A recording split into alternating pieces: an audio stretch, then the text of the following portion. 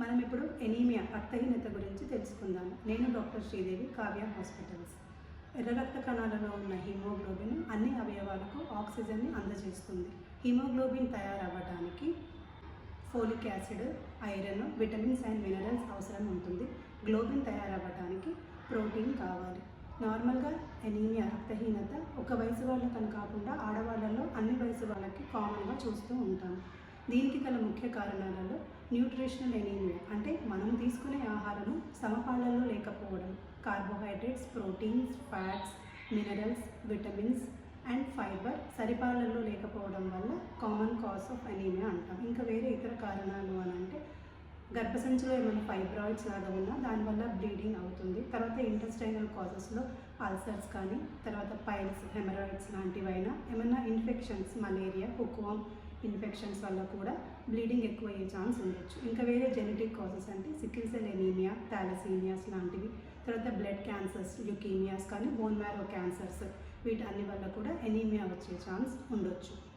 దీని సిమ్టమ్స్ ఎలా ఉంటాయి అని అంటే పేషెంట్కి నీరసము, అలసట, ఆయాసము, గుండెదడ, ఆకలి లేకపోవటము, అరుగుదల శక్తి తగ్గటము, హెయిర్ లాస్ ఉంటుంది. ఇంకా వేరే ఎలాంటివి చూస్తాము అంటే వీళ్ళల్లో వాళ్ళు చూడడానికి చాలా పేల్గా కనిపిస్తారు. తర్వాత పెళుసగా ఉండే గోర్లు, నోటి పూత, పెదవుల చివరన పగుళ్ళు లాంటివి చూస్తూ ఉంటాము. ఇలా సిమ్టమ్స్ ఉన్నవాళ్ళు హాస్పిటల్కి కనుక అప్రోచ్ అయితే తగిన ఇన్వెస్టిగేషన్స్ చేసి కాజ్ తెలుసుకొని ట్రీట్మెంట్ ఇవ్వడానికి ఉంటుంది.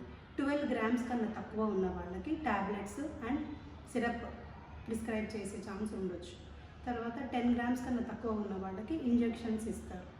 6 grams కన్నా తక్కువ ఉన్న వాళ్ళకి బ్లడ్ ట్రాన్స్ఫ్యూషన్స్ అవసరం పడుతుంది. ఒకసారి ఇలా ట్రీట్మెంట్ తీసుకున్న తర్వాత ట్రీట్మెంట్ కంప్లీట్ అయిపోయింది అని కాకుండా కొంచెం వాళ్ళ ఫుడ్ హ్యాబిట్స్ అంటే మనం తీసుకునే డైట్లో iron rich, protein and vitamin C foods ఎక్కువ తీసుకొని రెగ్యులర్గా చెక్ చేసుకుంటూ ఉంటే మళ్ళీ ఎనీమియా బారిన పడకుండా ఉండొచ్చు. కాంప్లికేషన్స్ ఏం చూస్తాము అని అంటే స్కూల్ ఏజ్లో కానీ ఆర్ కాలేజ్ ఏజ్ పిల్లల్లో కనుక ఎనీమియా ఉంటే వాళ్ళ స్కూల్లో కానీ అండ్ కాలేజ్లో వాళ్ళ పెర్ఫార్మెన్స్ తగ్గుతుంది.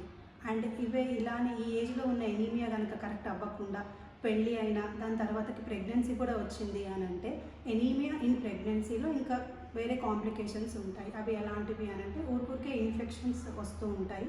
దాంట్లో యూరిన్ ఇన్ఫెక్షన్స్ చాలా కామన్గా చెప్తూ ఉంటాము. తర్వాత ఇమ్యూనిటీ తగ్గిపోతుంది. అండ్ ముందుగానే ప్రీటర్మ్ లేబర్ అంటాం, అంటే నెలలు నిండకుండానే డెలివరీ అయ్యే అవకాశం ఉంటుంది. తర్వాత బేబీ వెయిట్ కూడా తక్కువ ఉండే అవకాశము, మదర్కి కనుక ఎనీమియా ఉంటే బేబీకి కూడా ఎనీమియా ఉండే ఛాన్సెస్ ఉంటాయి. తర్వాత డెలివరీ తర్వాత కూడా బ్లడ్ ఎక్కువ లాస్ అయ్యి ఎనీమియా వల్ల ఇంకా ఎక్కువగా కాంప్లికేషన్స్ ఉండే ఛాన్స్ చూస్తూ ఉంటాము.